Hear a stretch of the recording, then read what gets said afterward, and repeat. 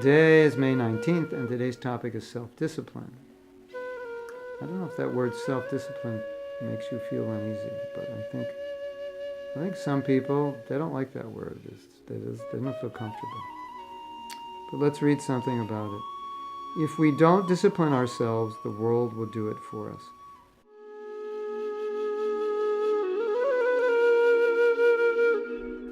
So, if self-discipline makes you feel awkward or like it just makes you feel uneasy that I'm not a disciplined person, and just hearing about self-discipline it's kind of depressing because I can't do it. The thing to understand is, as Prabhupada said, either you will be under the control of the government, either as a free citizen or either as a prisoner. And you choose to be a free citizen by following the laws of the government. So you're following the government, and you break the laws, you also follow the government in prison. So, if we don't discipline ourselves, then the world will discipline us. So discipline is not a choice of not being disciplined. We are being disciplined. It's just a choice of what mode of nature you want to be disciplined by. So self-discipline is in the mode of goodness. And if we're not disciplining ourselves, we'll be disciplined by the forces of nature to act, as Krishna says, helplessly under the influences of the modes of nature.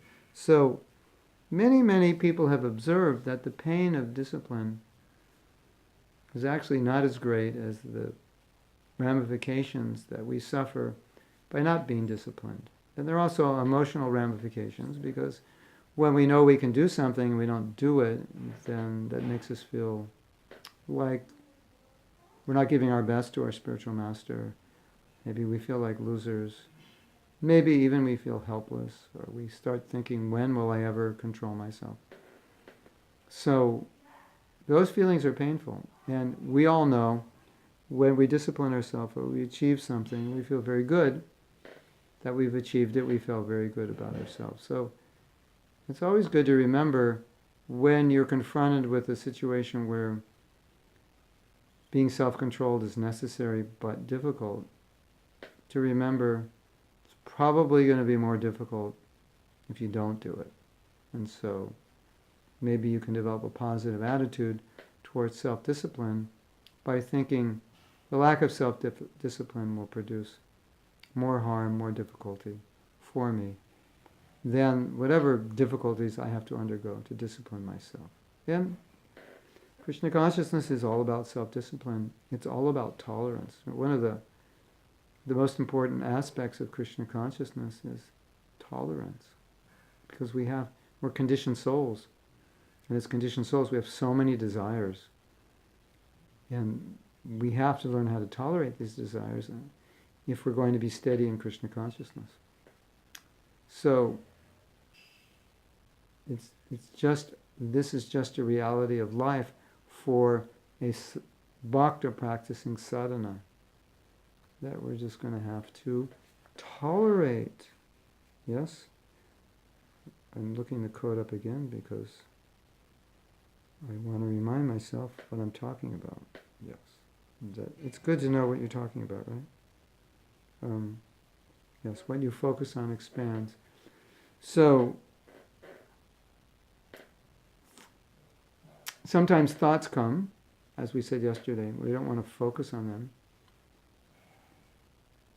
because they grow, and if it's negative, it becomes more negative. Of course, if it's positive, if it's useful, that's good. Focus on that. But if it's negative, if it's unwanted, if it has no benefit, then the nature of focusing is that it kind of tends to expand and consume our consciousness. And so sometimes we can even be obsessed with negative thinking.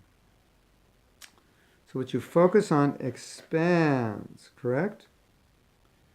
Have you ever been afraid that something might happen and it happens?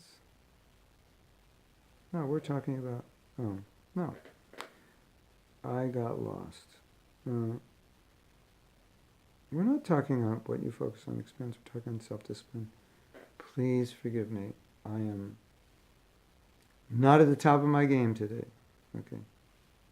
If we don't discipline, If we don't discipline ourselves, the world will do it for us. So let's go back to this idea of tolerance.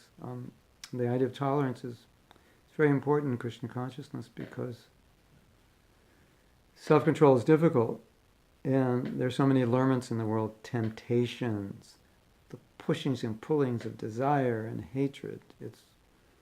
It's all around us, the attractions, the allurements, the promises of enjoyment. Right? So tolerance is extremely important. It doesn't mean we don't have these desires.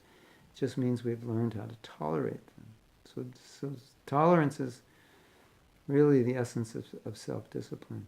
I want to do something that's wrong, and I don't want to do something that's right. Self-discipline means to do what's right even if you don't feel like it. So to do what's right even if you don't feel like it requires that you need to discipline yourself. Right? Yes, and discipline requires tolerance because you have to tolerate the desire to do something wrong. Yes? So self-discipline and tolerance, they're very much intertwined or interrelated. You agree? Yeah. So tolerance is a very, very essential aspect in the stage of bhajana kriya, or the stage in which material desires are still have a lot of energy and still trying to allure us. Temptation is strong. Tolerance is extremely important. It's really, as Bhaktisiddhanta said, tolerance is our only friend in bhajan. In the conditioned stage, tolerance is our real friend because it's tolerance that keeps us. It keeps us steady, and it allows us to maintain the self-discipline we require, even if we don't feel like doing it. With tolerance, we'll be able to continue to do what's right.